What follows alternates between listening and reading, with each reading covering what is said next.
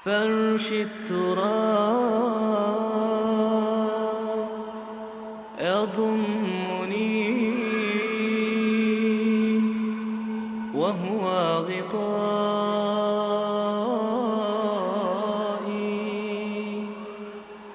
حول الرمال تلفني. بسم الله الرحمن الرحيم. إن الحمد لله نحمده تعالى ونستعينه ونستغفره ونعوذ بالله من شرور أنفسنا ومن سيئات أعمالنا من يهده الله فلا مضل له ومن يضلل فلا هادي له وأشهد أن لا إله إلا الله وحده لا شريك له وأشهد أن محمدا عبده ورسوله وبعد. أيها الإخوة الأخوات، السلام عليكم ورحمة الله.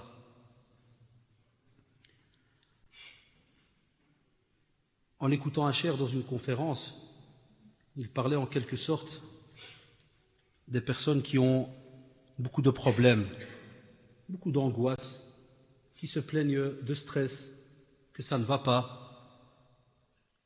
J'ai un tas de problèmes, des fois psychologiques et autres.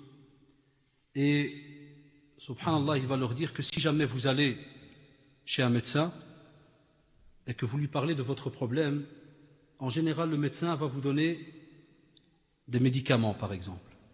Et va vous dire, il faut suivre une certaine médicamentation, par exemple. Vous allez commencer à vous mettre attention soit au régime, soit vous ne pouvez plus manger ceci ou cela, soit vous devez prendre le médicament 3 fois par jour, ou bien 2 fois par jour. Vous connaissez le système en général.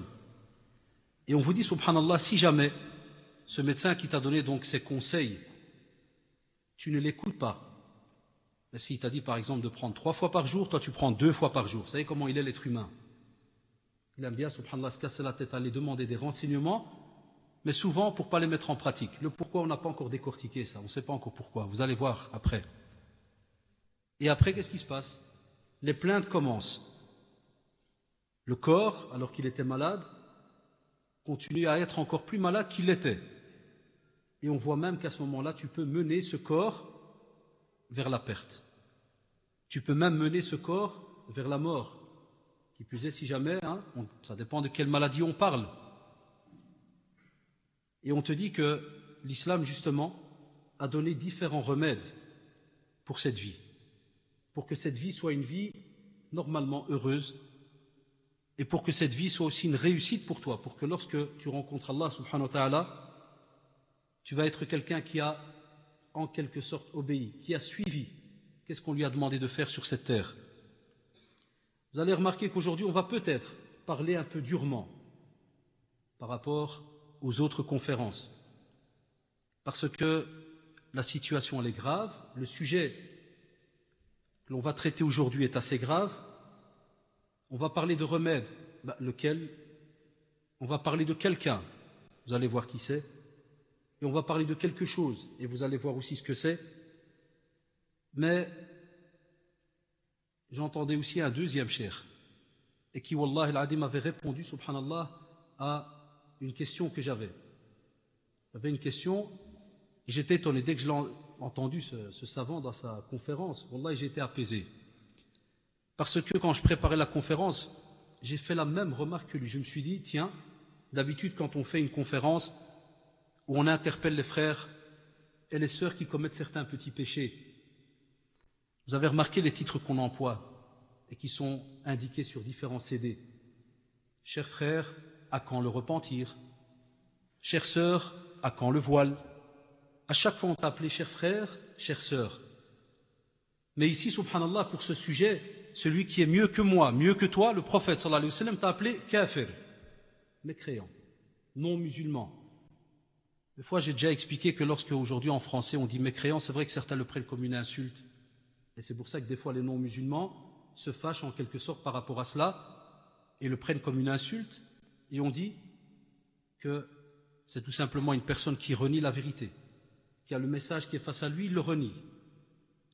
Mais je me suis dit, subhanallah, le prophète sallallahu alayhi wa sallam t'a appelé de cette manière. Alors est-ce que j'ai encore le droit de t'appeler cher frère, chère sœur, par rapport au sujet que l'on va traiter?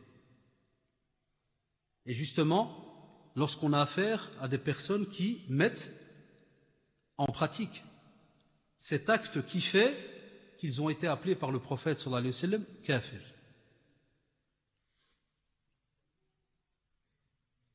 Et comme, subhanallah, par rapport à cet acte, tu es quelqu'un qui prouve alors à ce moment-là différentes choses. La première, est-ce que tu n'aimes pas Allah subhanahu wa ta'ala? En général, c'est drôle.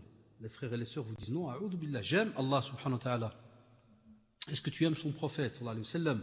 قال لك نعم, j'aime le prophète Muhammad sallallahu alayhi wa sallam. On va te dire alors, si jamais tu dis cela et que tu t'appelles par exemple Abdullah, comme disait le même cheikh, il te dit wallahi tu es kadhab, tu es menteur.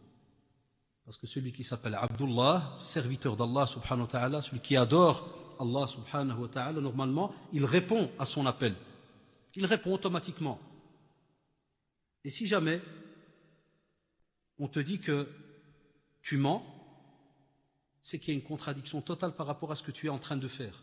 Et peut-être que l'acte que tu es en train de faire fait en sorte que tu es en train de montrer ce que tu n'es pas. Et on va te dire alors à ce moment-là, et on rentre alors dans le vif du sujet, comment se fait-il, chers frères, chères sœurs, qu'il y a l'appel à la prière et toi tu ne te lèves pas pour prier? Tu ne réponds pas à l'appel. Alors je vais te dire que si jamais, et ça j'ai aimé la remarque d'un autre savant, il a dit qu'il y a deux solutions. Si l'appel à la prière se fait et qu'un frère ne se lève pas ou une sœur ne se lève pas, il a taquiné les frères en leur disant « Est-ce que vous avez vos règles? Est-ce que vous avez vos menstrues ?» Ou bien le frère vient d'accoucher, m'skin, il est dans la période où il ne peut pas prier. Vous savez, après un accouchement, on ne prie pas, il y a une période de sang qui coule. Alors ce frère, c'est vrai, il faut patienter vis-à-vis de lui, parce qu'il vient d'accoucher. Ou bien on va attendre une petite semaine, le temps que ses règles y passent. Ah oui, il ne se lève pas, il faut poser la question. Parce que les savants sont unanimes de dire que quand tu ne pries pas en général, et on sait que c'est chez les femmes, c'est soit elle accouche, soit il y a ses menstrues. Mais toi, cher frère, tu as quoi? Pourquoi tu ne te lèves pas? Et on vous dit aussi, alors à ce moment-là, si jamais je vais t'appeler Majnoun, tu ne vas pas aimer. Je ne suis pas un Majnoun. Et tu as raison. La preuve, si je t'offre une voiture, par exemple, qui vaut, j'invente, 1 million de francs belges, rares sont ceux qui vont te dire non, non, je te remercie, tu peux la garder. Jazakallah, je n'en ai pas besoin. Là, en général, c'est tout à fait naturel, tout le monde saute sur l'occasion. Mais lorsque on t'offre la prière, qui vaut plus que cette fameuse voiture ou ce million, qui normalement va te donner la clé pour entrer au paradis, à ce moment-là, qu'est-ce que tu fais? Tu la refuses. Et là, alors effectivement, on est en droit de t'appeler Majnoun. Pourquoi? Parce que ceux qui t'ont regardé là, au moment où tu as refusé la voiture de 1 million, c'est ce qu'ils ont pensé dans leur tête. Ils ont dit, purée, wallah, si on serait venu chez moi me proposer cette voiture, je l'aurais pris. Pourquoi il la refuse? Alors là, de nouveau, il y a une deuxième solution. On va dire, Masha'Allah, tu es un de ces ascètes, très grands adorateurs d'Allah subhanahu wa ta'ala, qui se suffit vraiment du peu. Donc si tu es de ce style-là, donc automatiquement, tu te suffirais aussi de ces 5 fameuses prières, qui ne durent que 5 minutes. Mais non, on sait que tu n'es pas de cela, puisque tu es très calculateur. Tu prends ce qui t'intéresse, ce qui te procure du plaisir, ce qui t'arrange, mais dès que ça va te demander un certain effort, dès que ça va te demander de changer certaines habitudes, à ce moment-là, tu refuses. Et pourquoi est-ce que, subhanallah, les savants, même s'ils ont divergé par rapport à ce sujet-là, ils ont dit parce que, imaginez-vous, c'est quelqu'un à qui Allah subhanahu wa ta'ala offre le paradis. Wallahi, Allah subhanahu wa ta'ala t'offre le paradis quand tu as fait ces prières-là comme il se doit. Et on te dit, tu refuses l'offre qu'Allah subhanahu wa ta'ala t'a donnée. Tu lui dis non, je ne prie pas, je ne veux pas de ce paradis. Tu vas me dire non, ce n'est pas ça que j'ai dit. Si, c'est ce que tu fais en refusant cette prière. Et on te dit alors à ce moment-là, les savants qui ont divergé, quand tu vas par exemple, c'est une des écoles juridiques, tu vas chez l'Ahnaf, on parle de fasiq, pervers. Donc ça part de ceux qui t'ont appelé kafir jusqu'au groupe qui t'appellerait fasiq, quelqu'un de pervers. Et ils vont te dire, subhanallah, à ce moment-là, est-ce que tu aimerais, est-ce que tu serais fier qu'on t'appelle avec le plus petit degré par rapport à ce kufr et qu'on te dirait, ya al-fasiq, viens ici. Wallahi, personne n'aimerait cela. Mais c'est comme ça que tu es catalogué. Chez certains. Et comme on vous dit, entre guillemets, que lorsque l'on parle des écoles juridiques, hein, certains madahib, il est un fait que même, wallahi, quand tu lis certaines argumentations, tu te dis que même lorsqu'on l'appelle fasiq, on est des fois très gentil avec lui ou avec elle. Parce que beaucoup de gens spéculent. Lorsqu'on parle, subhanallah, d'islam, de religion, c'est qu'il y a des règles, il y a des obligations, il y a des paroles que tu as données. Première parole, la shahada, tu as attesté. Elle est partagée en deux parties. Tu reconnais Allah subhanahu wa ta'ala comme le seul qui est digne d'être adoré. Tu lui dis, naam, je te reconnais ya Allah. Et quand ce même Seigneur te demande de faire telle et telle chose, qu'est-ce que tu lui dis? Là, je ne viens pas à ce rendez-vous. Alors imaginez-vous si jamais on devait vous appeler ainsi sur terre. Les gens, wallah, ils seraient gênés. N'accepteraient pas cela. Et si jamais il fallait voir ou aller gratter en quelque sorte la psychologie de celui justement qui délaisse cette prière et lui rappeler quels sont justement ces châtiments qu'il pourrait avoir sur terre ou dans l'au-delà. On va voir que beaucoup de personnes ne se rendent même pas compte. Beaucoup de gens, lorsqu'ils viennent nous parler de certaines choses, ils se rendent, wallahi, même pas compte de ce qu'ils sont en train de subir et la cause, le pourquoi. Parce qu'il y a un pourcentage de ce que l'on subit sur terre qui est dû justement à certaines choses qu'on a délaissées. Et parmi elles, la prière. Mais allons voir la psychologie de cette personne. Et le but de cette conférence est justement de pouvoir aider. Parce que lorsque j'ai dit tout à l'heure qu'on est dans l'ambiguïté, comment est-ce qu'on va appeler cette personne? C'est parce que, wallahi, nous, en tant que musulmans, on aime le bien à tout le monde. Et on voudrait que normalement tout le monde, musulmans et non musulmans, ait justement ce message de l'islam. Et on voudrait que tout le monde aime Allah subhanahu wa ta'ala et que tout le monde entre au paradis. Mais de quelle manière? Il y a des règles. On ne peut pas y entrer comme on voudrait. Plein de personnes croient parce qu'ils s'appellent Mohammed, Abdullah, ou Khadija, Fatima, Zainab. Ça veut dire c'est bon. On rentre au paradis directement. Là, wallahi, il y a tout un chemin à suivre. Tu dois mettre en pratique la parole que tu as donnée. Et à ce moment-là, qu'est-ce qu'on vous dit? Il est étonnant de voir comment est-ce que Satan, Allah, s'est joué de certains parmi nous. Comment est-ce qu'il a fait pour arriver à arnaquer certains parmi nous? Ah, le bénéfice, il est là. Le bénéfice est en face de vous. Il suffit de se lever tout simplement, de changer de position pendant quelques minutes, de répéter certaines phrases, de faire des demandes. Et si tu termines ta vie comme il se doit, on invoque Allah subhanahu wa ta'ala pour qu'il te donne le paradis. Lakin là, toi non, tu dis non. Pourquoi? Et vous allez voir. Des fois, ça ressemble à des excuses. Des fois, tu pourrais même avoir pitié, te dire oui, na'am. Et c'est vrai, il y a des cas où tu pourrais te dire hasbunallah wa ni'mal wakil. Et on en a qui viennent chez nous pour nous en parler. Premier, je n'ai jamais appris. Certains pourraient vous dire mais non, a'oudou billah, normalement tous les musulmans entendent parler de prière. Non, dernièrement, je t'ai étonné. Petite famille qui vient, fin fond de la montagne, entre guillemets. Fin fond de la Belgique. Elle dit voilà, j'ai un père musulman, j'ai une mère non musulmane, mais mon père n'a jamais pratiqué. J'ai grandi dans le village, on est 3 familles de maghrébins. J'ai jamais vu la prière. Wallahi, chers frères, je ne sais pas ce que c'est. J'ai 22 ans, je viens vers vous. C'est quoi la prière? Chose subhanallah. Et ça existe. Mes parents ne prient pas. Et ça, c'est plus dans les montagnes. Ça, c'est chez nous à Bruxelles. On a des parents, wallahi, qui ne prient pas. Qu'est-ce que tu veux que les enfants voient alors à ce moment-là? Ils voient du coffre du matin au soir. Aucun contact avec Allah subhanahu wa ta'ala. Rien du tout. Aucun. Et si jamais tu devais demander à cette personne, comment vois-tu ton futur une fois que tu seras mort? Paradis ou enfer? Billah alaikum, qu'est-ce qu'il va vous répondre? Il n'y a pas un ahmar qui va te dire, enfer. Tu as vu, je m'y prépare. Je veux y aller. Non. Il va être gêné, il va dire, ouais, paradis, hein. Mashallah alaik. À quel prix? Il y a ceux qui n'ont pas le temps. Ceux-là, ils sont beaux. Ils courent du matin au soir. Je n'ai pas le temps, cher frère. Quand tu dis qui t'a donné ce temps-là que tu es en train d'employer et qui a fait que tu n'as plus d'autre temps? Qui t'a donné ce temps que tu emploies? C'est qui? Tu respires par le vouloir de qui? Par la décision de qui? D'Allah subhanahu wa ta'ala. Qui t'a donné cette minute? Allah subhanahu wa ta'ala. Qui a fait que quand tu es sorti de ton lit le matin, tu as ouvert les yeux, alors que tu viens d'un moment où tu ne savais même pas, wallahi, ce que tu faisais. Tu dormais, genre de coma, petite mort. Tu ne savais pas ce que tu faisais. Alors certains, pour s'amuser, si, il y a moyen que je me réveille, l'alarme. Ce même Allah subhanahu wa ta'ala peut faire en sorte que ton alarme, wallahi ma, elle sonne. Et la seule alarme qui va sonner, ce sera celle du jugement dernier, quand le jugement va commencer. Là, on va rigoler alors. Là, tu pourras feinter. Ama sur terre, si jamais Allah décrète que tu ne te lèves pas, et vous savez, on a enterré dernièrement beaucoup d'amis qui sont morts, de frères et de sœurs, lors de leur sommeil, très jeunes, 18 ans, 17 ans, 22 ans, des personnes qui préparaient leur avenir. Si tu leur demandais, tiens, qu'est-ce que tu vas faire l'année prochaine, ou qu'est-ce que tu comptes faire plus tard, docteur, médecin, ingénieur, tout ce que tu veux. Parce que c'est ça que Satan veut. Qu'on calcule pour d'ici 20 ans, mais au moment même, on n'a pas le temps. Mais tu as le temps de calculer. Et ils oublient que ce bienfait est donné par Allah subhanahu wa ta'ala.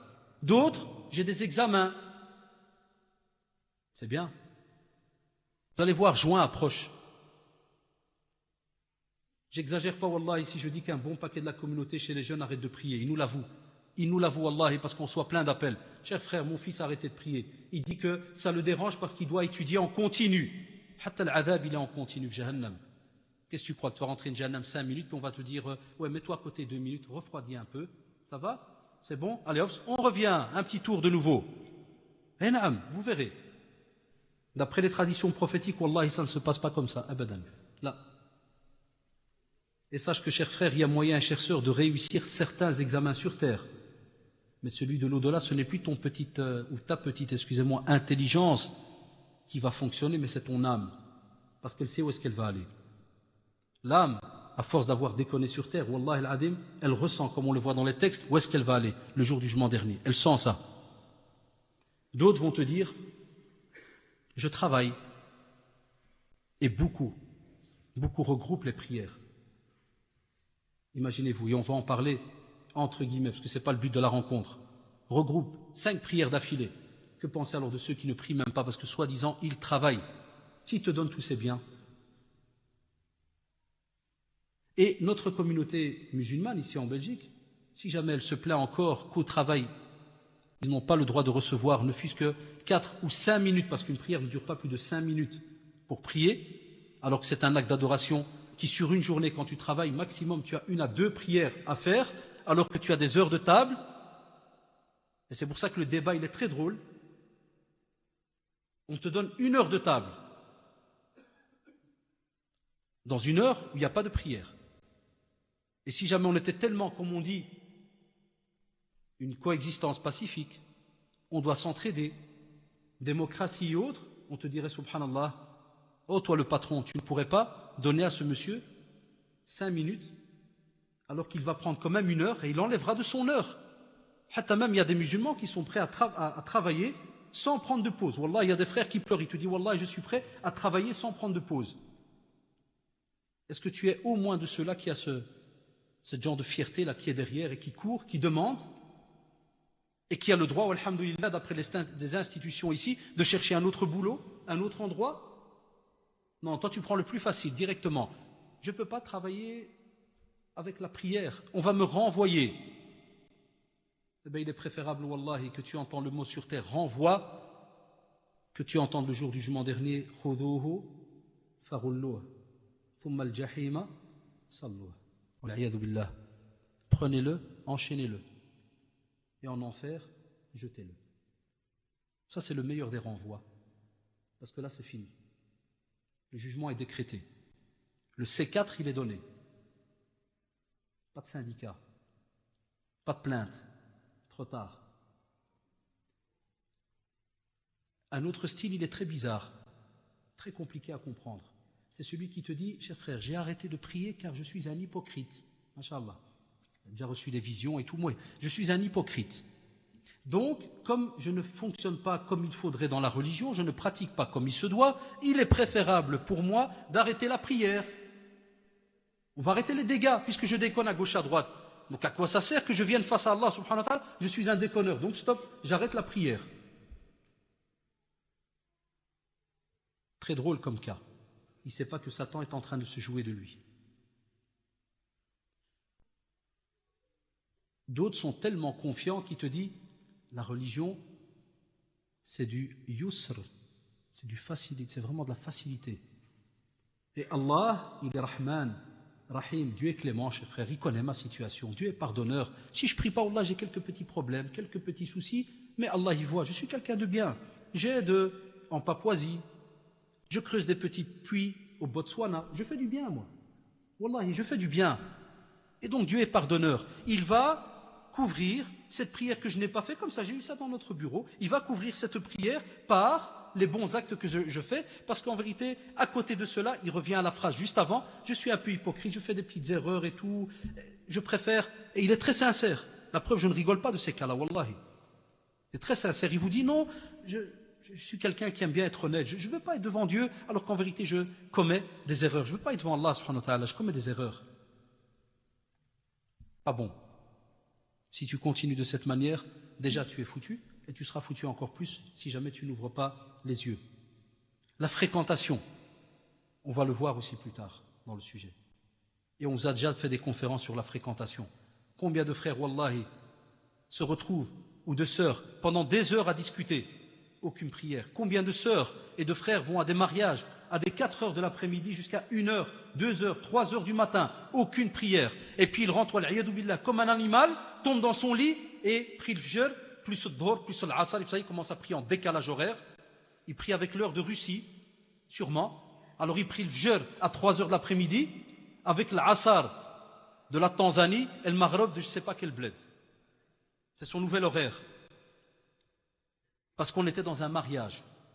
Et à cause des copains, viens on va qassar. Mais après on va te khassar direct. C'est des mots qui riment, ils sont très proches. Change une lettre, t'es foutu. Wallahi. Et il reste des fois pendant 3 heures, 4 heures, 5 heures dans un coin de rue. Et il entend Allahu Akbar, Allahu Akbar. Est-ce qu'il y va? Abadan. Hayya ala salah. Est-ce qu'il y va? Abadan. Hayya ala al-falah. Il dit j'ai pas besoin de falah. J'ai pas besoin. Moi j'ai besoin de copains. C'est eux qui vont me rentrer au paradis. Le sport. Masha'Allah. Nos petits frères et nos petites sœurs qui entretiennent leurs petits muscles. Parce qu'ils ne veulent pas de petite graisse. Quand je fais du body de 5 à 9. Alors quand tu dis, cher frère, entre 5 et 9, il y a 2 prières. Comment tu fais? Le prophète sallallahu alayhi wa sallam, il a dit Wali jasadika alayka haqqun. D'accord. Il faut l'entretenir. Non, je ne t'ai pas demandé ça. Je dis à quelle heure tu pries? C'est un cas de force majeure, il fait le petit savant là, tu vois, virgule. Hein? Après la prière, après l'entraînement, je regroupe les deux. Ben, entretiens ces beaux petits muscles, parce qu'ils te serviront plus tard le jugement dernier. Tu devras faire certaines pirouettes. Jahannam, tu verras, wallahi, wallahi al-adim, allez revoir certains textes par rapport à certains châtiments en enfer, vous verrez, tu auras besoin de ces petits muscles. Parce qu'ils font très très vite, d'après certains textes. D'autres, la télévision. Champions League. Vous savez de quoi je parle, purée, on ne peut pas rater un match du Real Madrid puisque l'entraîneur va sauter si jamais il ne gagne pas. Alors en tant que musulman, on est obligé de rester jusqu'à la fin du match pour voir si Capello, il va rester ou pas. Parce que ta vie est en jeu là. Hein. Parce que si Capello il ne reste pas, la communauté musulmane elle est foutue. Hein. On est foutus les gars. Et puis c'est 2-2. Il faut attendre le pénalty quand même, la faute. Et il y a le khushu'. Il y a une concentration incroyable. Tu peux dire salam alaikum 20 fois à des mecs qui regardent un match, il n'y a pas de salam. Il n'y a rien, il n'y a pas de réponse.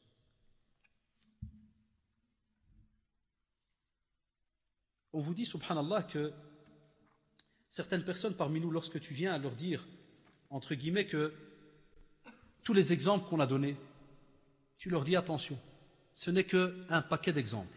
Il y en a, wallahi, encore plus. Fais attention, parce que ça va très très vite. Eh bien, certains, Satan se joue d'eux et pense et se dit, non, les 13 ou 14 exemples qu'il a cités, non. Mais non, ça ne va pas me toucher. Moi, je suis seulement entre le 1 et le 2. Faites attention. Parce que certains que j'ai cités, wallah, ils sont très subtils. Et certains d'entre nous sont dans certaines catégories qu'on a dit. Et ils ont intérêt à réfléchir par rapport à cela.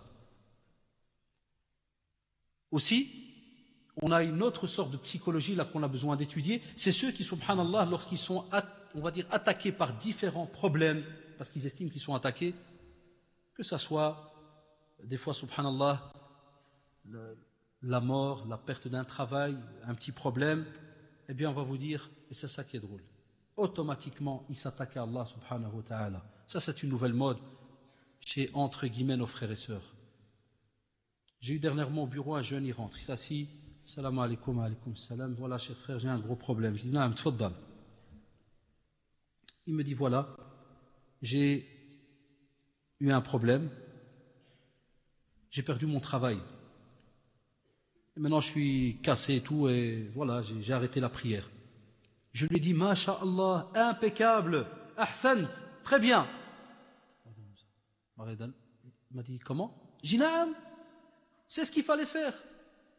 Donc tu as perdu ton travail, tu as arrêté la prière. Il me fait, oui, impeccable. Et maintenant tu as retrouvé du travail?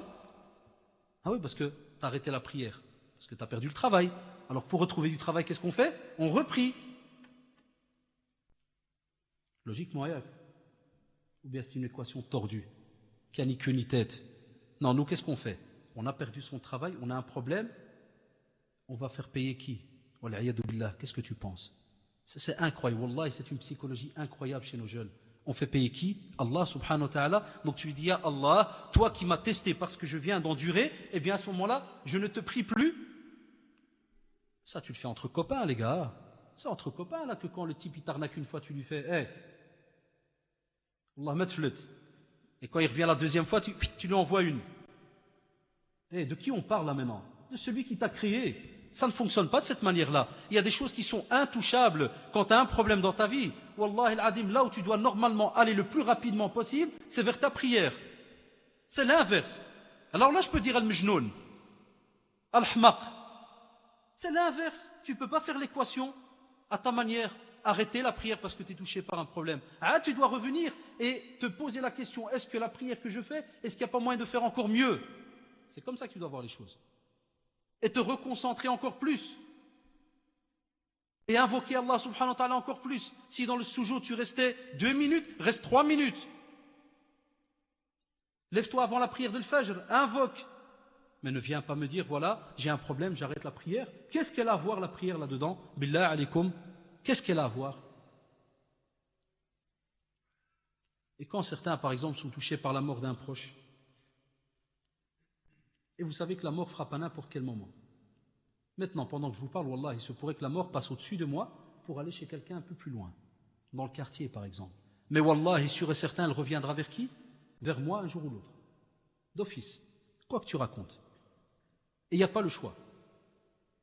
Et pourquoi on vous casse la tête par rapport justement à cette prière? Parce que sache que, et ça, personne, je défie, comme il dirait l'autre, quand on défie, c'est quand on est sûr de soi, on défierait le monde entier.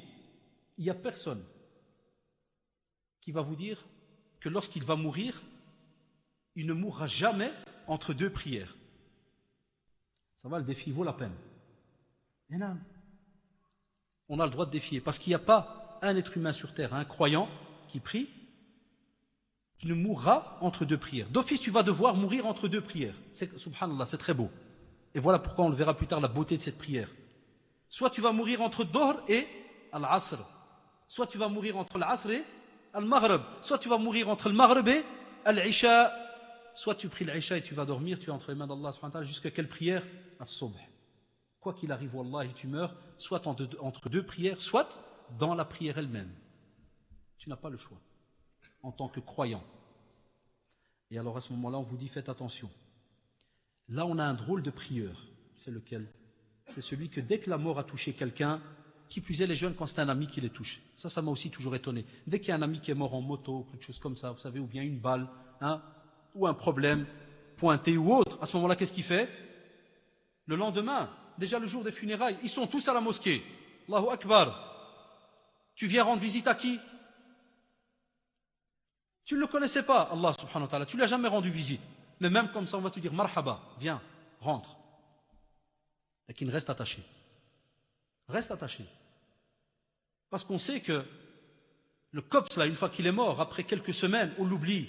Et c'est connu. Dès qu'on t'enterre, on pleure sur toi quelques heures. Parce que ça dépend qui tu étais. Je m'excuse si tu étais un vrai tordu. Il y en a qui pleurent, pas il y en a qui rigolent. Ils disent, oh, alhamdoulilah, alhamdoulilah, Allah subhanahu wa ta'ala nous a nous a reposé ce fou, ce mskhot. Tu es déjà insulté sur terre. Mais quand tu es quelqu'un, alhamdoulilah, qui était bien, les gens vont pleurer sur toi. Mais vous le savez, la preuve, regardez le prophète sallallahu alayhi wa sallam quand il est mort. Plus de 1400 ans. Vous croyez que les gens, ils pleurent jour et nuit, alors que c'est le prophète sallallahu alayhi wa sallam. Sahawlala. On t'oublie. Le mort est vite oublié. Ce qu'on n'oublie pas du mort, c'est son argent, l'héritage. On partage. Tout le monde court. Pas par amour pour toi, mais par amour à ton argent en général. Alors on va te dire, cher frère, chère sœur, quand tu vois, subhanallah, la santé qu'Allah subhanahu wa ta'ala t'a donnée, quand tu vois, wallahi, tout ce que tu as entre les mains, on te donne un bête exemple. On te dit quand tu roules, et quelqu'un t'avait pris, par exemple, tu as cette voiture qui a la priorité de droite, et toi tu ne l'as pas remarqué. Et comme il est gentil, c'est pas un petit wushen, hein, il ne vient pas faire exprès pour te voler la priorité et pour provoquer un accident et gagner de l'argent. Non, qu'est-ce qu'il fait? Il freine et il te laisse passer. Si tu venais de frôler un grave accident, franchement, tu es heureux ou pas? On est déjà passé par là, ceux qui roulent. Comment ton corps frissonne? Quelle joie tu ressens? Et qu'est-ce que tu fais? Est-ce que tu regardes si c'est un musulman ou non pour lui dire merci ou pas? Est-ce que tu freines et tu regardes? C'est un musulman. Puis c'est un non-musulman. Tu n'avais qu'à t'arrêter, je t'ai rien demandé, crève. Ah non, en général on remercie tout le monde. Dès qu'on a évité un grave accident, qu'est-ce qu'on fait? Merci beaucoup, monsieur. Tout le chemin il est là. Il est content, il invoque. Regardez, il y a moyen qu'on revienne vers Allah subhanahu wa ta'ala. L'être humain, tu le fitra. Parce que le prophète sallallahu alayhi wa sallam l'a dit, yuladul waladu ala al-fitrati. On est sur l'islam à la naissance. Wallahi. On est musulman à la naissance. Même Jean-Jacques, Albertine, tout le monde naît musulman à la naissance. Et comme a dit le prophète, c'est les parents qui vont donner un chemin au fur et à mesure. Mais regardez, dès que l'islam fait que, automatiquement, tu dis Alhamdulillah, Rabbi hfadni. Allah m'a protégé. Pourquoi alors quand tu vois le service qu'on t'a rendu, tu as été content? Pourquoi est-ce que quand tu vois tout ce qu'Allah subhanahu wa ta'ala t'a donné sur terre, tu ne le remercies pas? Il t'a demandé 5 fois par jour de le remercier. Quand on te dit aussi que le prophète sallallahu alayhi wa sallam, pour toi, ya Abdullah, ya Amatallah, pour toi, l'être humain, le prophète sallallahu alayhi wa sallam, lors de l'Isra wal Mi'raj, l'ascension, connaissez, subhanalladhi asra bi abdihi laylana, connaissez la sourate al-Isra, revenez vers le Coran. Wallahi al-Adim, le prophète sallallahu alayhi wa sallam s'est cassé la tête pour nous. C'était 50 prières à la base. Et parce qu'il a rencontré Moussa alayhi salam, qui était aussi clément vis-à-vis de sa communauté, il lui a dit, ils n'arriveront pas à suivre. Reviens, demande à Allah subhanahu wa ta'ala qu'il diminue. Et vous connaissez l'histoire. Jusqu'à arriver à combien de prières? 5 prières. Regardez quelle clémence avait le prophète vis-à-vis de sa communauté. 5 prières pour toi, pour ton bien. Et même comme ça, tu la délaisses. Alors, billah alaykoum, imaginez-vous, si jamais il y avait les 50, où est-ce qu'on serait? Il n'y en a que 5. Et comment est-ce que tu remercies Allah subhanahu wa ta'ala par rapport à cela? C'est pour cela qu'on vous dit que certains, et revenez vers la sourate al-Mutaffifun, les fraudeurs, sourate 83, Ala yadhunnu ulaika annahum mab'uthun li yawmin 'azim. Est-ce que ceux qui pensent de cette manière-là, on ne prie pas, c'est rien, ceci, cela, demain, après-demain, est-ce qu'ils ne pensent pas qu'un jour ils vont être ressuscités? Quand ça? Pour ce fameux jour qui est Azim, en français terrible. Les traducteurs, ceux qui ont essayé de faire l'exégèse en français, ils n'ont pas trouvé des mots aussi, hein, quand on dit des fois apocalyptique et autres. Vous imaginez le mot Azim, ça veut dire que wallahi, tu ne peux pas imaginer parce qu'on n'y était pas. Le jour il est grave. Et Allah subhanahu wa ta'ala te prévient à l'avance. À l'avance, regardez dans le Coran, 1427 ans, qui dit à l'avance Ala yadhunnu ulaika annahum mab'uthun. Ala yadhunnu. On t'attire, chers frères, chères sœurs, pense, réfléchis. Et à ce moment-là, on te dit, sans compter, qu'il y a certains qui ne prient que si ils se sont bien amusés, que si ils ont bien mangé.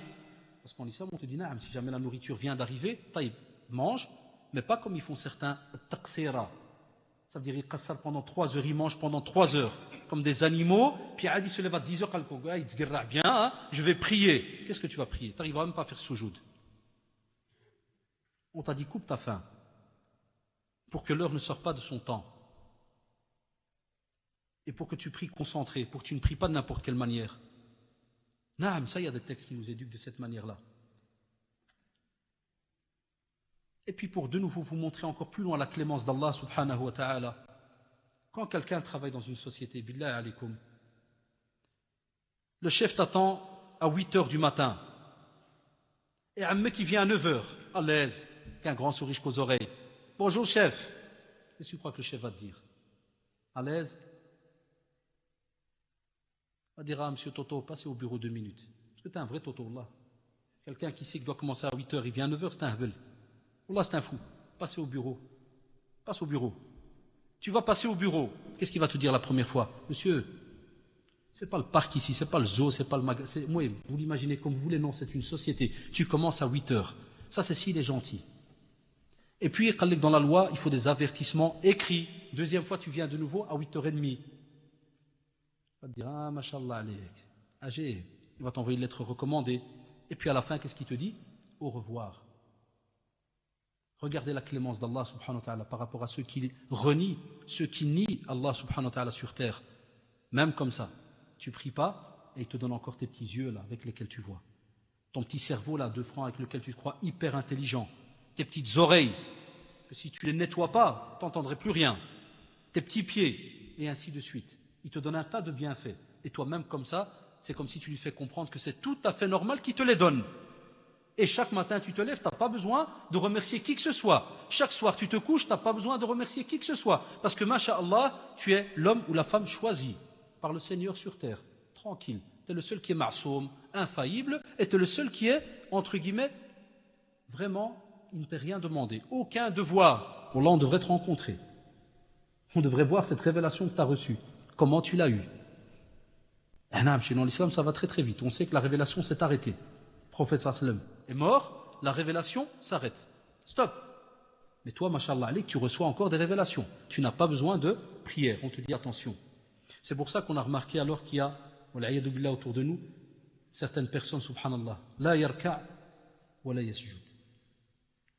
Et ça, c'est, dans notre religion, c'est comme un animal, on te dit. Tu ne rapportes rien.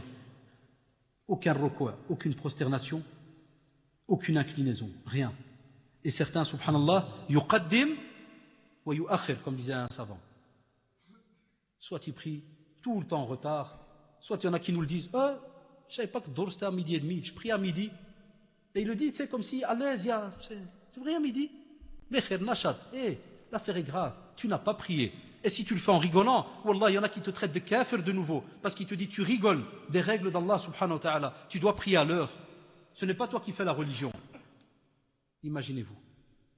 Et comme vous le savez, il y en a, et c'est dommage, ils sont très peu. Ils remplissent les mosquées. Tu les trouves à la prière de l'Fajr, tu les trouves à la prière de l'Isha, et on va en parler plus tard.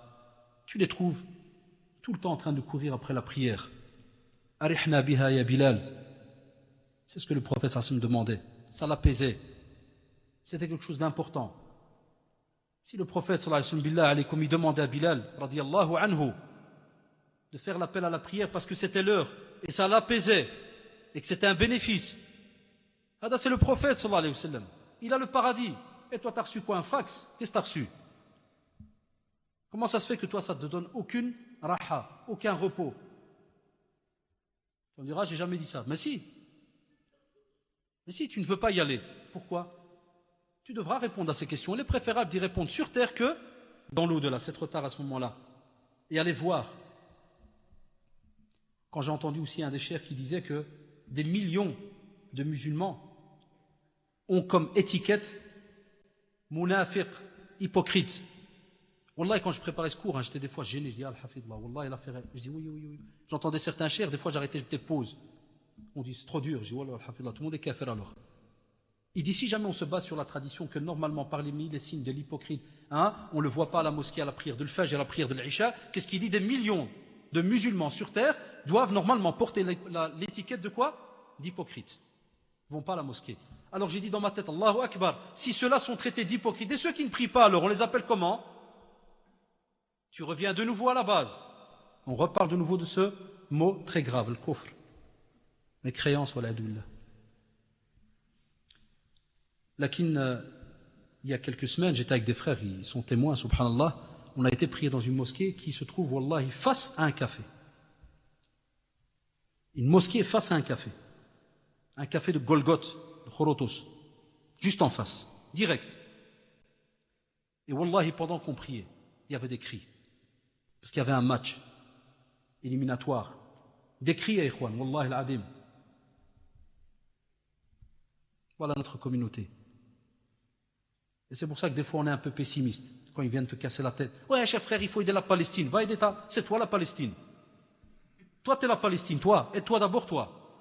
La Palestine, Allah, elle a besoin de toi dans cet état-là. Tu pries pas, tu viens avec un euro là. Elle n'a pas besoin de ton euro. C'est toi la Palestine. En train de crier pendant 1 heure dans un café. Et l'imam, qu'est-ce qu'il dit? Allahu Akbar. Et toi, tu lui dis Al-Koura Akbar. Wallahi al-Adim. Sami Allahu liman hamida. Et toi, tu dis ouais, à l'aise. Viens de marquer. Regarde comment tu réponds à chaque phrase. Et comme ça, on a prié. Un point, on a même dit avec les frères, quand on est sorti, on dit Wallah, on devrait peut-être recommencer la prière. Ils n'ont pas quitté le café. On a dû après écrire une lettre parce que tu sais bien, nos frères, qu'Allah les guide. Si tu as le malheur d'entrer dans ce café, leur dire Ya ikhwan, taqullah, taqullah. Allah yarhamkum wa dit comment vous pouvez être wal'iyadu billah stone, pété à ce point-là que tu entends Allahu Akbar et tu restes, wallahi, 5 mètres s'il fallait traverser la rue. Moi, j'étais un mjnoun.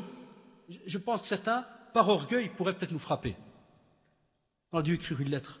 Regardez où est-ce qu'on est arrivé. Ad-din nasiha. On était censé se conseiller. On a dû écrire une lettre. Et il a passé en dessous de la porte. Pour que ces messieurs, demain, daignent prendre la lettre et lire quoi? Cher frère, prie avant qu'on le prie sur toi. Voilà notre état aujourd'hui.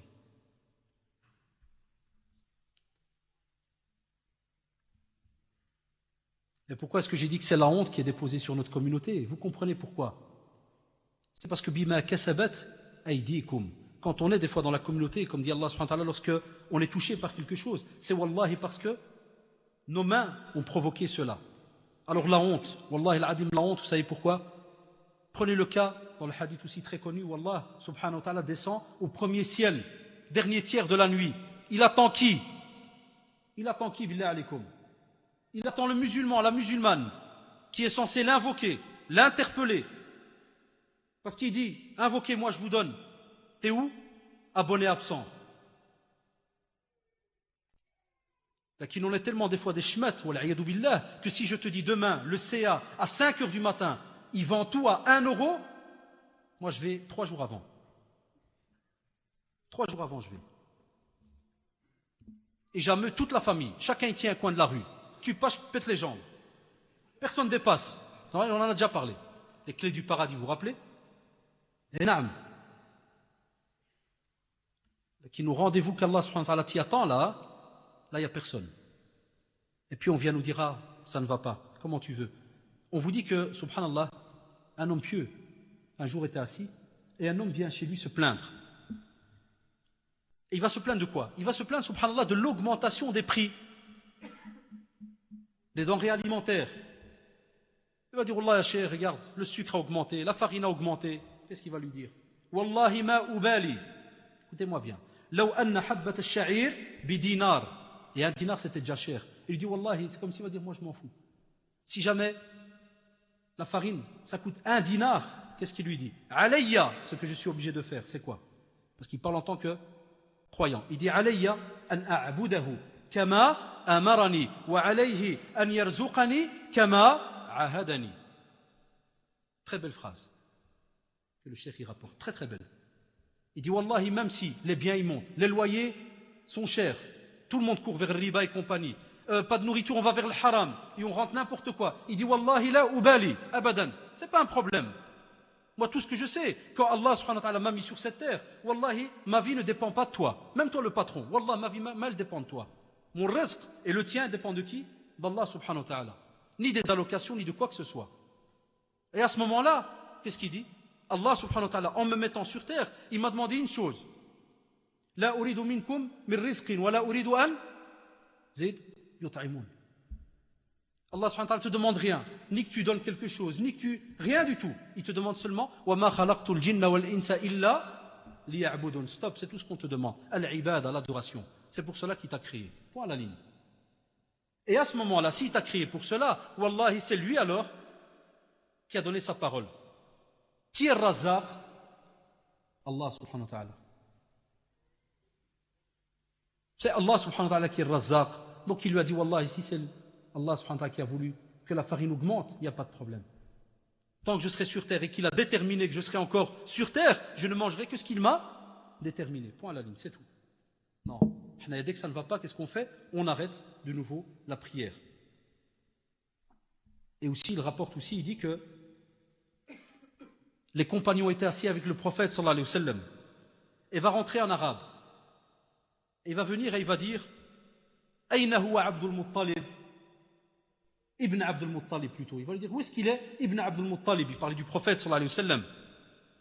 Parce qu'il est Muhammad Ibn Abdullah Ibn Abdul Muttalib. Il va dire où est-ce qu'il est? Et à ce moment-là, قلنا ذلك الأبيض الأمهر, parce que le prophète il avait un peu de rosée, de rougeur sur son visage, sallallahu alayhi wa sallam. Wala siyama, écoutez certains discours en arabe et autres qui vous parlent de la description du prophète, sallallahu alayhi wa sallam. Chose que nos jeunes, wallahi, ils connaissent. Mais si je te dis que Michael Jordan, il a 1m30, tu vas rigoler à la seconde. Eh ouais, il a 1m30. Quel Michael Jordan tu parles? Parce que lui, il connaît tous les sanad. Tous les rijal, ils connaissent. Ah, naam, là, il va te dire, hey, quel Michael Jordan tu parles? Du quartier, tu as raison, 1m30. Mais de la NBA, 2m10. Ça, il le connaît. Ah oui, il dort avec tout le temps, ou je ne sais pas ce qu'il fait avec. Il le connaît, il vit avec. Mais le prophète, sallallahu alayhi wa sallam, lui dit quelle couleur? Allahu a'lam. Quelle taille? Allahu a'lam. Et ainsi de suite. Qu'est-ce qu'il va lui dire alors? Subhanallah, l'arabe, regardez les tournures. Il va lui dire, Yabna Abdul Muttalib. Il va lui dire, Inni sa'iluka wa mushaddidun alayka as-su'al. C'est-à-dire, je vais te poser une question. Et je vais vraiment je vais un peu serré dans la question, je vais être un peu dur dans la question. Il va lui dire, donc, il va lui poser certaines questions, mais comme on dit en arabe, mushaddidun alayka as-su'al, ça veut dire je vais être un peu sec, un peu dur. Qu'est-ce qu'il va faire le prophète sallallahu alayhi wa sallam? Le narrateur il dit, kana sallallahu alayhi wa sallam muttaki'an fajalas. Parce que le prophète sallallahu alayhi wa sallam il était un peu accoudé comme ça.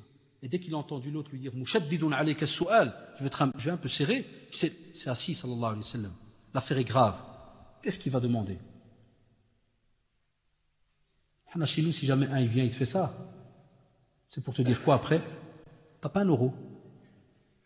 Des fois il vient, ouais mon frère, Allah, je vais te casser, mais je vais te dire, je vais te casser le moral, tout. T'as pas €1. Il va pas venir chez toi comme maintenant. Akhi, Wallah, ça ne va pas, je suis cassé. Wallah, je vais peut-être te casser le moral, j'ai arrêté la prière. Aide-moi. Là. Rares sont ceux qui le font. Alors qu'on est normalement la communauté de la fraternité. Donc tu es censé l'aider pour la prière. Mais bon, qu'est-ce qu'il va lui dire? Man alladhi rafa'a as-sama'. Il va lui dire Allah. Il va lui dire Man alladhi basata al-ard. Il va lui dire Allah. Il va lui dire Man alladhi nasaba al-jibal. Il va lui dire Allah subhanahu wa ta'ala. Il va lui dire alors à ce moment-là, regardez, il va d'abord lui poser des questions par rapport à la grandeur d'Allah subhanahu wa ta'ala, le pouvoir d'Allah subhanahu wa ta'ala, comme pour lui attirer le prophète sallallahu alayhi wa sallam à ce que la réponse qu'il va lui donner, le prophète doit savoir qu'effectivement il parle au nom d'Allah subhanahu wa ta'ala. Mais comme vous le savez, le prophète sallallahu alayhi wa sallam est le plus grand des éducateurs, le plus grand des psychologues. Il va bien lui répondre, tip top, Allah, c'est pas moi le prophète, non, c'est Allah subhanahu wa ta'ala. Puis il va lui dire أسألك بالذي رفع السماء وبسط الأرض ونصب الجبال الله أرسلك إلينا رسولا. Au nom de celui qui est Allah subhanahu wa ta'ala, qui a justement, donc, comme vous le savez, élevé donc, le ciel, رفع السماء, qui a fait que la terre est une surface bien plane et qui a fait que les montagnes sont bien ancrées sur terre. Est-ce que c'est lui qui t'a envoyé comme prophète? Question très simple. Que faisaient souvent les Arabes? Il va dire Naam. Et on va vous dire, subhanallah, فَحْمَرَّ وَجْهَ الرَّسُولِ صلى الله عليه وسلم وقال اللهم نعم. حمر وجه الرسول صلى الله عليه وسلم. Imaginez-vous. Billah, comme s'il fallait s'imaginer la scène. Le prophète sallallahu alayhi wa sallam et l'autre qui est en face, là, comme si qui fait l'enquêteur, là. Mais il sent que l'affaire, elle est lourde. Ce qu'il veut entendre de lui, c'est toi, donc, qui a été envoyé par Allah subhanahu wa ta'ala. Allah subhanahu wa ta'ala t'a envoyé. Qu'est-ce qu'il va lui demander après? قال أسألك بالذي رفع وبسط ونصب وأرسلك إلينا رسولا الله أمرك أن تأمرنا بخمس صلوات. Ah, voilà la question. Vous pensez que la réponse est quoi? Parce qu'il va même rajouter ces fameuses salawat, bil-layli wal-nahar, jour et la nuit. Vous croyez que le prophète sallallahu alayhi wa sallam lui a dit non, c'est pas obligé, cher frère, calme-toi. calme, moi je croyais que tu allais me dire quelque chose de spécial, calme. Non, abadan. Qu'est-ce qu'il va lui dire? Allahumma na'am. Parce que dès qu'on dit Allahumma na'am, ça veut dire qu'il n'y a rien à discuter. Et la tradition est encore plus longue. Et ceux qui sont arabophones, ils peuvent la retrouver dans la conférence qui s'appelle As-Salat Tashtaki. Très très belle conférence sur la prière. Mais, comme on l'a dit, lorsqu'il faut sortir à 5 heures du matin pour le travail, tout le monde sort. Vous voyez les mosquées à 4 heures du matin? Est-ce que vous voyez des défilés de gens qui sortent des mosquées? Là, wallahi. Mais à 7h30, 8h, qu'est-ce que vous voyez? Des rangées de gens qui sortent. Voilà l'état de la communauté aujourd'hui. Alors comment voulez-vous, puisque on va vous dire, subhanallah, que même dans notre manière de parler, on n'arrive plus à montrer quelle est l'importance de la prière. Et un frère converti, wallahi, un collègue converti, miskin al salam, il m'a dit, quand je me suis converti, j'ai trouvé un truc bizarre chez vous les Maghrébins. Vous savez, c'est lequel? Et les convertis ressentent ça. Vous savez, c'est lequel? Et j'ai déjà vu ça de mes yeux. C'est quand tu as des fois un converti qui vient chez des Maghrébins, il va rentrer à la mosquée et il va prier. Vous savez ce qu'ils disent des fois, le Maghreba? Ah, qui sallé. Tu ouvres la remarque. Voyez autour de vous. Demandez autour de vous, vous allez voir. Ah, qui sallé. Comme pour dire, masha'Allah. Il fait quelque chose de nouveau, de spécial, il prie. Et le frère, là, salam, il me dit, subhanallah, il me dit, mais c'est tout à fait normal, je rentre dans l'islam. Donc il y a combien de piliers dans l'islam? Il y en a 5. Après la shahada, qu'est-ce qu'il y a? La prière. Il me dit, c'est tout à fait normal, je dois prier. Pourquoi vous êtes étonnés comme ça? Et le Maghrébins, ils sont étonnés. Qui sallé? Tu fais le Belgique, qui sallé? Vous savez, le Belge, là, il prie. C'est ça, Allahu Akbar. Ah, masha'Allah. Hasbunallah. Vous voyez qu'on est quand même des bizarres. Alors on va dire de quoi va être fait ta vie. À toi le, entre guillemets, frère et entre guillemets sœur, qui ne prie pas, Allah subhanahu wa ta'ala va te dire وَمَنْ أَعْرَضَ عَنْ ذِكْرِي فَإِنَّ لَهُ مَعِيشَةً ضَنْكَ.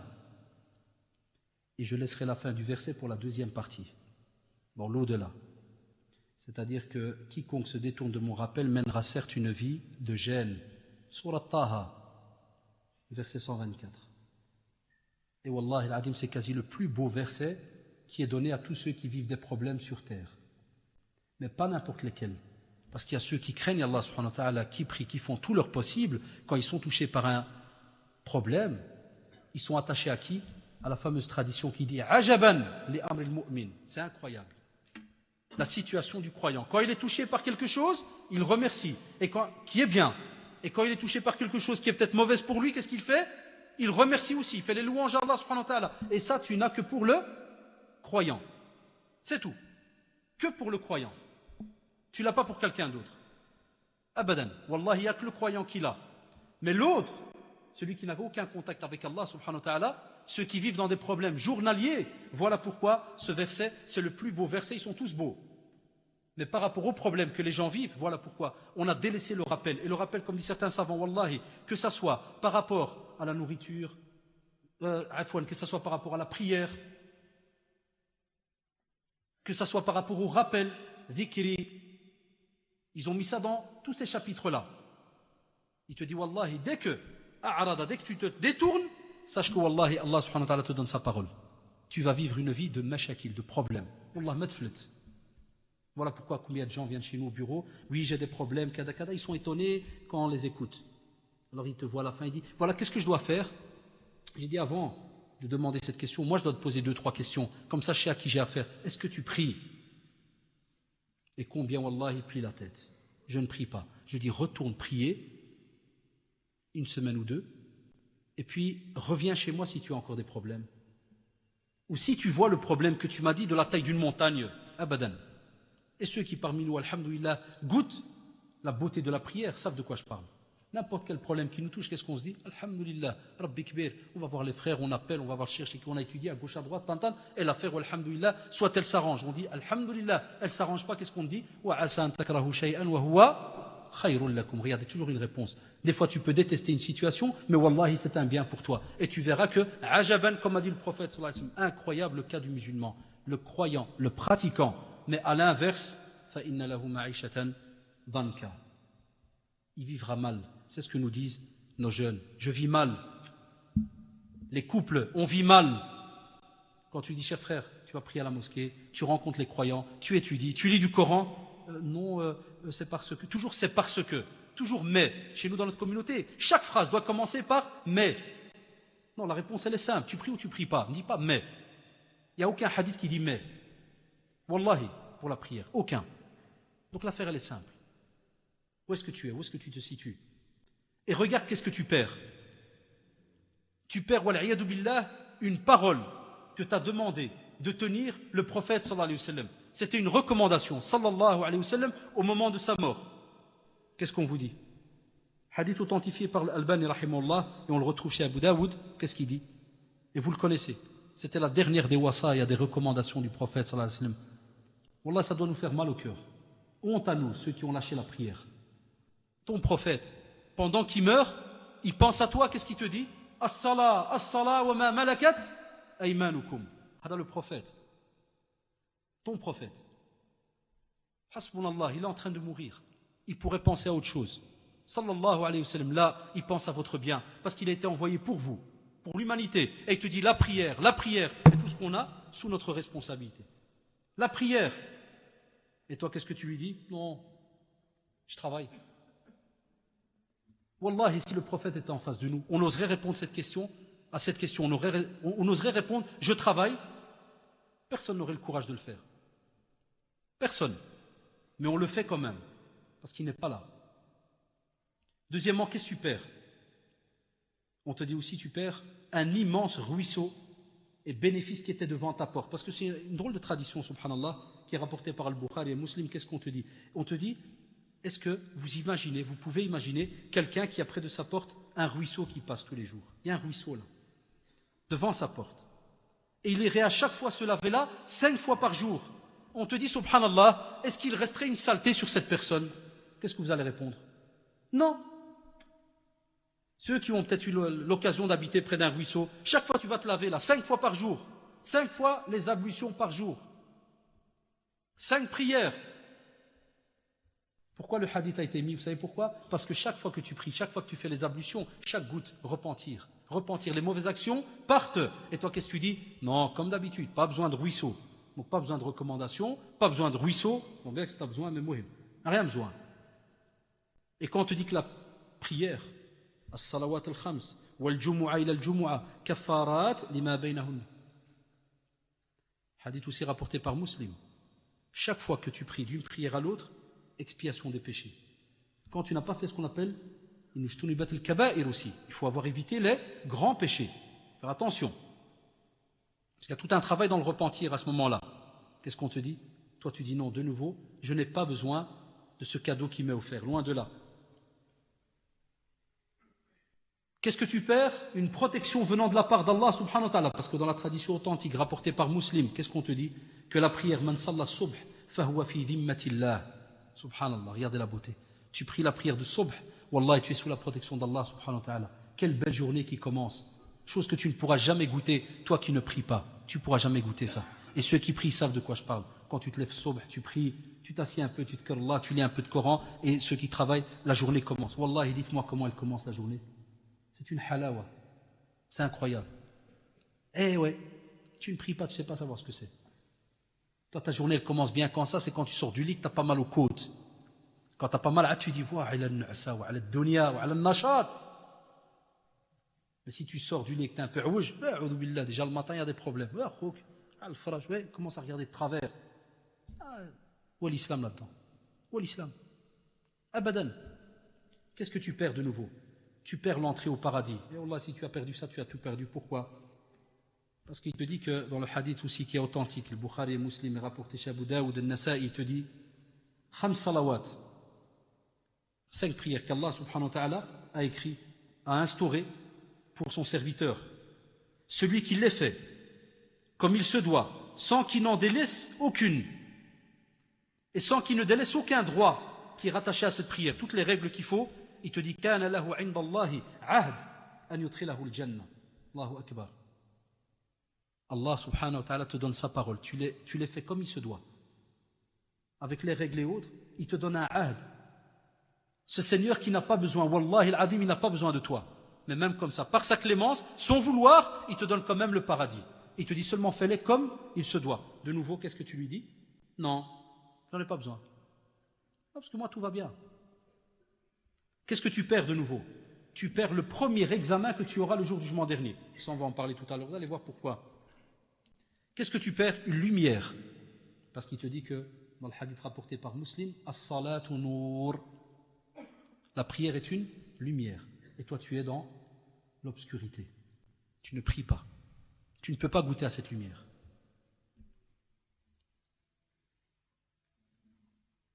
Tu perds un bénéfice, wallahi, immense qui est lequel de nouveau? Rencontrer Allah subhanahu wa ta'ala. Le musulman na'ami rencontre Allah subhanahu wa ta'ala. Pas Allah comme certains voudraient commencer à imaginer. Hasha lillah. Ça c'est après.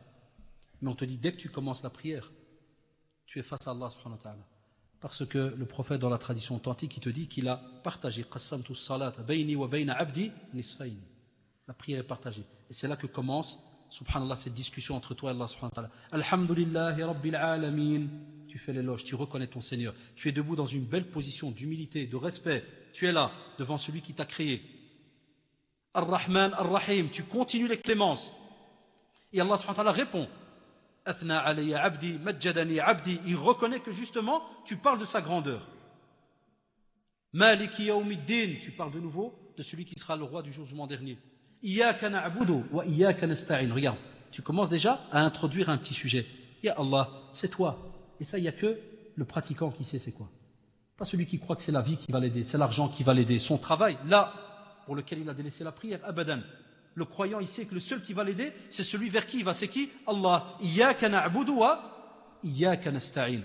Alors là seulement, après avoir bien fait l'éloge, regardez quelle beauté dans la prière, tu commences alors à demander. C'est ça la politesse qu'on a nous vis-à-vis de notre Seigneur. On dialogue avec notre Seigneur. Et on a une politesse vis-à-vis de lui. D'abord l'éloge, comme font les enfants avec leurs parents. Quand tu as des fois ton enfant, yarhamukallah, il vient chez toi, on en a, alhamdoulilah, qu'est-ce qu'ils font? Ils viennent, Abi, tu es beau, Abi, tu es gentil, Abi commence à chantonner.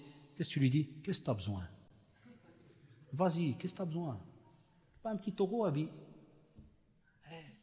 Eh bien, alhamdoulilah, ce n'est pas honteux pour nous. On le fait avec Allah subhanahu wa ta'ala. On lui fait les éloges et tout, puis qu'est-ce qu'on lui dit? Ihdina as-sirat al-mustaqim. Guide-nous sur le droit chemin. Voilà de nouveau, qu'est-ce que tu perds encore plus? La demande de la guide. Wallah, combien vous perdez? Wal'ayadu billah, ceux qui ne prient pas. Catastrophique. Ihdina as-sirat al-mustaqim. Sirat alladhina an'amta alayhim, et ainsi de suite, jusqu'à la fin du verset. De la sourate plutôt. Imaginez-vous. On demande de la guidance, on demande le paradis, on demande dans les degrés les plus hauts du paradis. Et on invoque. Et où est-ce qu'on est? Aux abonnés absents.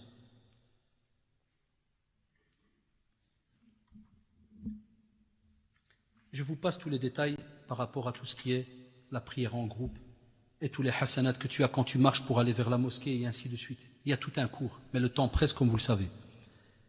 J'ai été aussi étonné, subhanallah, lorsque je préparais ce cours, je suis rentré dans plein de sites aussi en arabe et autres, j'étais étonné de voir certains mashayikh. Et j'ai dit, wallahi, c'est très dur. Wallahi al-adim, c'est très dur. Certains savants, vous savez ce qu'ils ont mis dans leur site, et en mettant aussi, par exemple, en donnant des avis. Mais je vous le dis seulement, même si nous, on trouve encore des excuses. Il disait,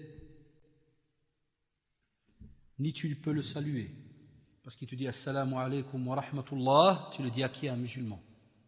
Et tu peux un non-musulman saluer. Tu peux dire bonjour. Mais le salam entre les croyants, c'est quoi? La preuve, tu ne dis pas à un Belge qui va te croiser, assalamu alaykum wa rahmatullahi wa barakatuh, kayf al-hal? Non, le Belge va te regarder. Ça va, monsieur, tout va bien? Problème? Non, c'est normal. Chacun, qu'est-ce qu'on dit à chacun? Le musulman, quand il se rend compte, salam alaykum wa rahmatullah, il te dit non. Ibn Taymiyyah rahimahullah, il te dit le salam, c'est normalement. Cette phrase a une portée incroyable. Il y a dedans des choses. Parce que toi, tu réponds wa alaykum salam wa rahmatullahi ta'ala wa barakatuh. Tu réponds, Kada, il était derrière. Tu dis, là, il y a quelque chose. Il te dit, deuxièmement, tu ne réponds pas à son invitation. Tu ne lui donnes pas ta fille en mariage. Tu ne lui rends pas visite à la maison. S'il est malade, tu ne lui rends pas visite. Tu ne vas pas dormir, habiter plutôt avec lui. Tu ne le laisses pas rentrer, par exemple, à la Mecque, à Médine. Tu ne lui donnes rien de la zaka. Tu ne lui donnes pas de ta nourriture. Oula, j'ai continué à à cocher. Tam, tam, tam. Je suis arrivé à plus de 15 points, j'ai dû arrêter. Wallah al-Adim. J'ai dit, oh là, ils sont durs. J'ai dit, oh là, ils sont durs. Quand est-ce qu'on va parler avec lui? Regardez. C'est pas facile. Et quand je lisais ces textes-là, c'est parce que qu'est-ce qu'ils disaient ces savants-là? Ils disent, ah, c'est normal, parce que entre musulmans, il y a aussi des règles. Et comme tu veux nous faire montrer que tu n'es pas un musulman, eh ben Allah aoun. Donc on ne fera pas la même chose qu'on doit faire entre nous et toi. On ne le fera pas. On ne va pas s'amuser à mettre en pratique certaines règles qui sont censées être mises entre musulmans. Comme des fois les non-musulmans, ils ont des règles entre eux, par exemple. Ils ont des règles dans la manière de vendre, de parler, de ceci. Chacun dans le monde a ses manières. Entre musulmans, on a des manières. Tu me dis non, je ne prie pas. Le prophète sallam te dit Al-ahdu alladhi baynana wa baynahum as-salah faman tarakaha faqad kafar wal a'udhu billah. C'est la différence entre le musulman et le reste. Parce que tu pries. Tu as donné ta parole. Donc tu es musulman. Alors si tu ne pries pas, tu as fauché ta parole. Alors on doit te donner un nom. Voilà, c'est pour ça alors qu'ils ont décrété toutes ces règles. Au moment de la mort, qu'est-ce que tu subis? Parce que celui qui ne prie pas, psychologiquement, comme on l'a remarqué, qu'est-ce qu'il croit? Demain, je vais me repentir. Et ouais, attends demain. Parce que Wallah, il viendra un moment qu'Allah subhanahu wa ta'ala a cité dans le Coran. Surat An-Nazi'at, celle qui arrache donc les anges, les anges qui arrachent quoi? Les âmes. La sourate commence comment?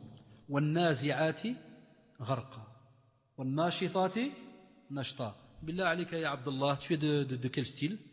Quand l'ange va venir pour l'ange de la mort retirer ton âme, est-ce que, comme on dit en français, c'est-à-dire ceux qui vont en quelque sorte arracher, mais violemment cette âme? Pourquoi violemment? Parce qu'elle sait ce qu'elle a foutu sur terre. Je vous l'ai dit à l'introduction. Elle sait qu'elle n'a rien fait sur terre. Donc violemment on va la tirer. Parce que Wallahi, elle sait où est-ce qu'elle va aller. Je n'ai pas un autre langage. Tout ce que je peux dire, continue à faire le malin. Prie pas. Wallahi, prie pas. Mais tu verras à ce moment-là. Et on a eu des cas, quand tu vas des fois laver les morts, quand tu assistes à la mort de quelqu'un, ceux qui ont assisté à cela, ils ont vu les styles. Et c'est pour ça que, subhanallah, dans la sunna, on te dit de préférence de ne pas parler du nom de la personne. Parce qu'on a vu des fois de nos propres yeux des gens qui se torturent comme des malades. Ils sautent sur le lit. Il faut voir ça, les frères et sœurs. Si vous avez un jour l'occasion de voir. Ou comme nous disait le cheikh qui avait lavé Cheikh Al-Uthaymin et Cheikh Ben Baz, rahimahullah, Cheikh Al-Ghayth, il s'appelait, hafidahullah.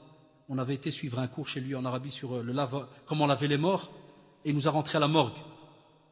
Et en pleurant, il nous disait, Wallahi, combien de fois j'ai déposé des jeunes, des corps de jeunes qui brillaient. Je me retourne, je prépare les seaux. Le temps que je me retourne vers le corps, du charbon. Wallah, il a dit la ilaha illahu.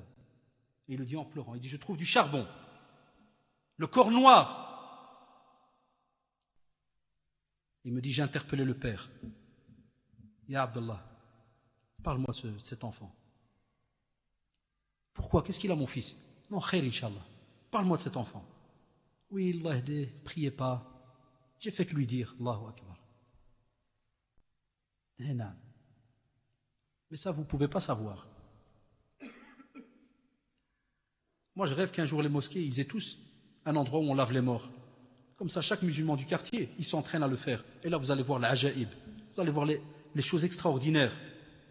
Vous allez voir des visages crispés, wala'idhu billah. Et quand tu te renseignes, wallah, il te dit, vivez dans le haram, dans la drogue, dans ceci, dans l'adultère. Sahab zina, il faut voir leur tête aussi. Wala'idhu billah. Catastrophe, wallahi al-adim. Et non. Mais nous, comme vous le savez, comme on ne voit pas ça, alors l'âme, il est à l'aise. Le corps est à l'aise sur terre. Tout va bien. On est bien. Et non, on est bien. Cool, cher frère. On te dit souvent ça. Pourquoi tu t'énerves? Calme. Rabbi Ghafurur Rahim. Hein? Oh, pas s'énerver. Vous vous rappelez le verset, qu'est-ce que j'ai dit tout à l'heure? La réponse, qu'est-ce qu'elle est? La suite du verset. Qu'est-ce qu'on te dit? وَمَنْ أَعْرَضَ عَنْ ذِكْرِي فَإِنَّ لَهُ مَعِيشَةً ضَنْكًا وَنَحْشُرُهُ يَوْمَ الْقِيَامَةِ زِيد أَعْمَى قال رب لما حشرتني أعمى وكنت بصيرا قال كذلك آتتك آياتي فنسيتها وكذلك اليوم تنسى. Voilà le résultat. On serait même capable d'arrêter la conférence ici. Voilà. Tu as eu un rappel Parce que le jour de la résurrection, on te dit dans le verset qu'il va sortir, revenez, hein, rappelez-vous le verset, hein, Oman a'rada sur terre, il a tout délaissé, le rappel, la prière, tout. Et on te dit le jour du jugement dernier, subhanallah, il va sortir, nahshuruhu. Comment? A'ma, aveugle, il va là. Certains savants se sont soulevés par rapport au verset. Ils ont dit certains vont sortir aveugles, mais après, comme on le voit dans d'autres versets, ils vont reprendre la vue. Mais là, ils reçoivent déjà la première tarte. Il sort aveugle. Et il va dire, pourquoi ya Rabbi, subhanallah, j'étais sur terre, je me rappelle, je voyais. Pourquoi maintenant je suis aveugle, je ne vois pas? Il dit, naam. Parce que sur terre, on t'a envoyé tous les rappels. Tu as tout reçu. Mais comme tu as tout délaissé, tu as oublié Allah subhanahu wa ta'ala et tout le reste, eh bien, kadhalika al-yawma tunsa. Aujourd'hui aussi, on te délaisse. A'anak Allah. Allah ya'aoun. Allah jibtissir. Va jouer, va faire un tour. Ah, fini. Fini. Tu ne peux plus revenir en arrière. Et c'est là qu'ils vont tous dire à ce moment-là, ceux qui ne priaient pas, Ya laytani kuntu turaba. Ah, la purée, c'est comme celui qui vient chez toi qui te dit, monsieur, je viens d'entendre votre juge là en train de parler avec votre avocat, je crois que vous allez être condamné à 20 ans. Comment tu fais?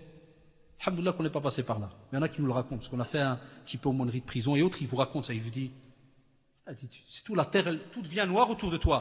Le jugement dernier, c'est quoi? Je crois que c'est 20 ans. On l'a déjà dit, 1000 fois on vous l'a dit. Yawmun kana miqdaruhu 50 alf sana. Un jour, 50 000 ans. Va faire le malin. Va prendre un jugement, 60 000 ans. Et puis viens rigoler. Et dis-moi, ouais, ça va d'âge. On m'a donné 60 000. Ça va, hein? Je sors dans quelques années, hein? On va aller un peu griller, hein?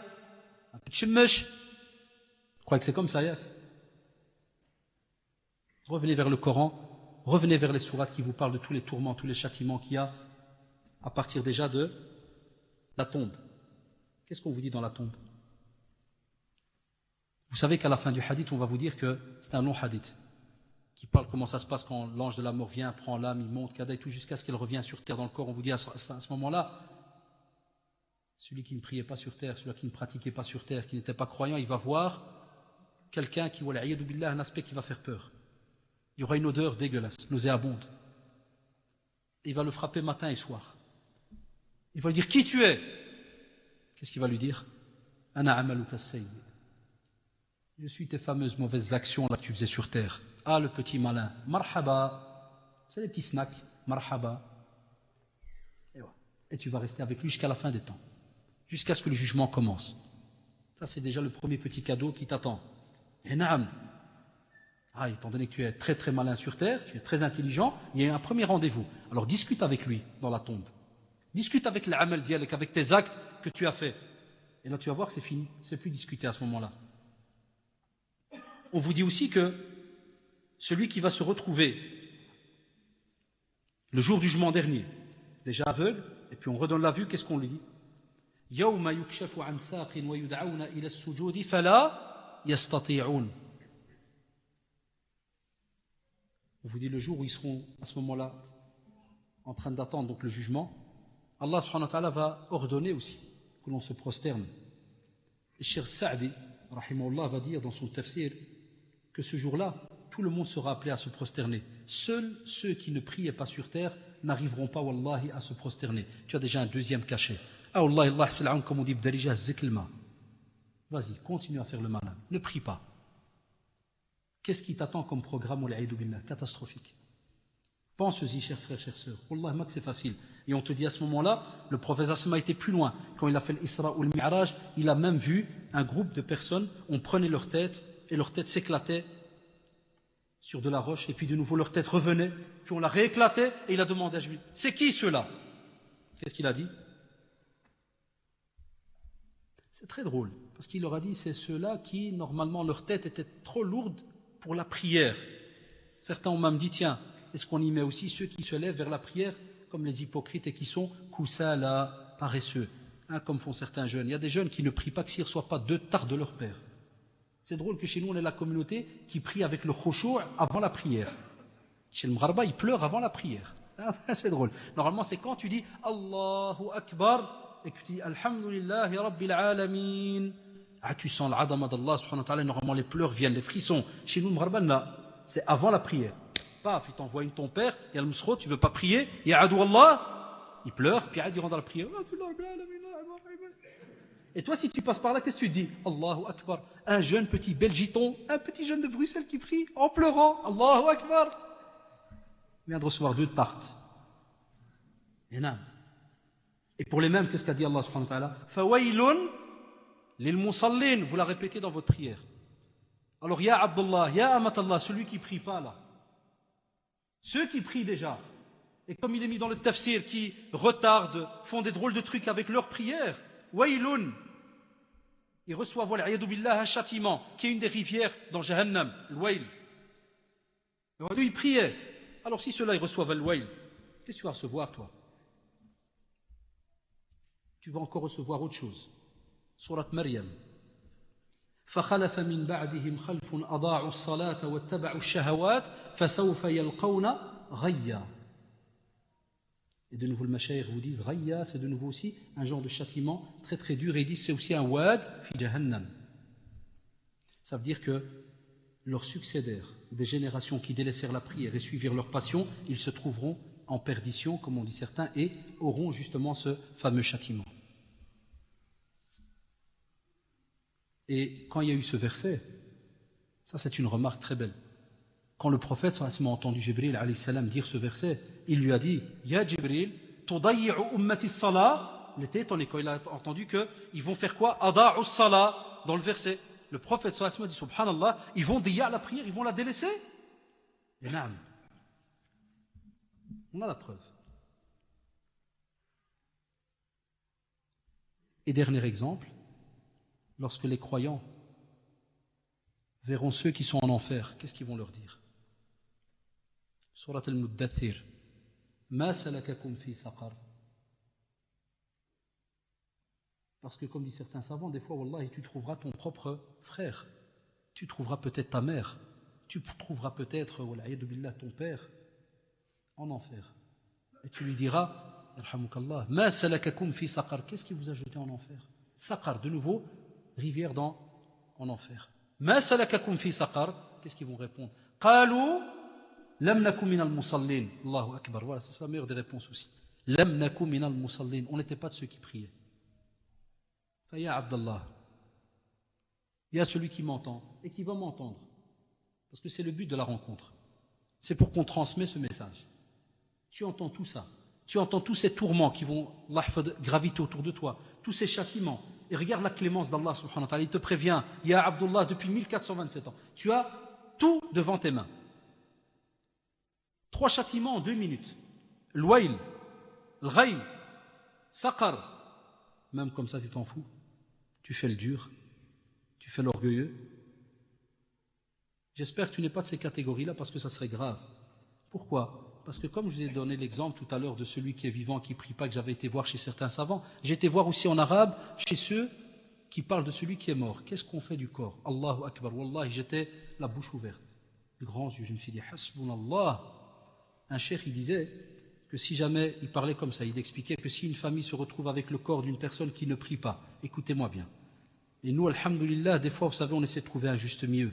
Avec les machères qu'on a ici et tout, on essaie de trouver un juste milieu. Vous savez ce qu'il a dit, le cheikh? Il a dit La yurassal, vous ne pouvez pas le laver. La yukaffan, ne peut pas mettre un linceul. Wa yudfan, fi malabisihi. Il faut l'enterrer avec l'habit dans lequel il est mort. Il ne faut même pas le toucher. Qu'est-ce qu'il dit après? La yusalla alayh, prie pas dessus. Pas de prière.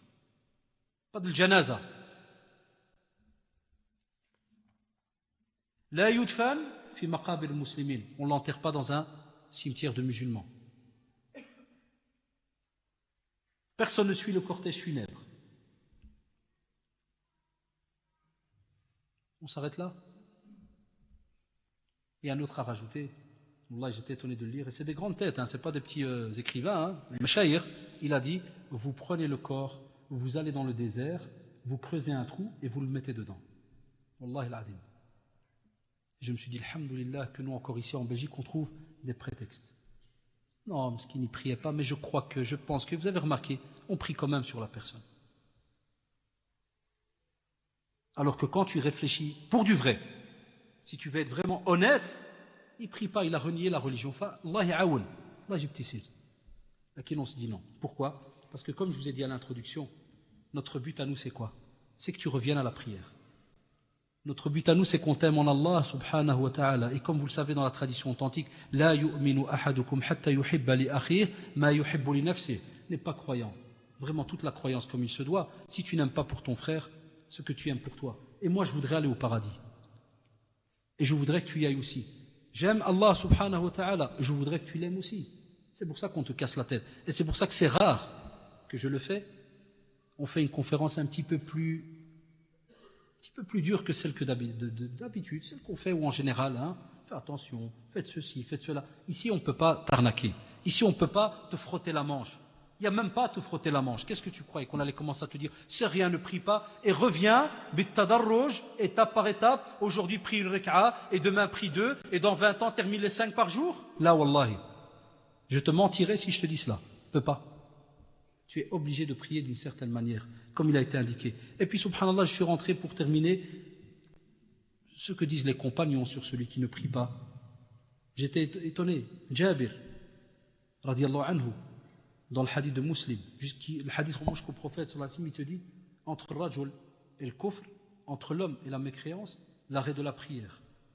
Bouraïda, radiyallahu anhu, il dit la même chose. Quand tu vas voir, subhanallah, chez les autres sahaba, Ali, radiyallahu anhu, te dit, celui qui a délaissé la prière, ne fût-ce qu'une prière, il dit comme ça, man taraka salah, wahida, muta'ammidan, il te dit, on est bari minnou, on est bari, on ne peut plus rien avoir à faire avec lui. Salam alaikum, là, pars, au revoir, une prière. Toi, c'est les 5. Ibn Mas'ud, radiyallahu anhu, il dit, man taraka salah, fala dina lahu. Allahu Akbar. Celui qui a délaissé la prière, il n'a pas de religion.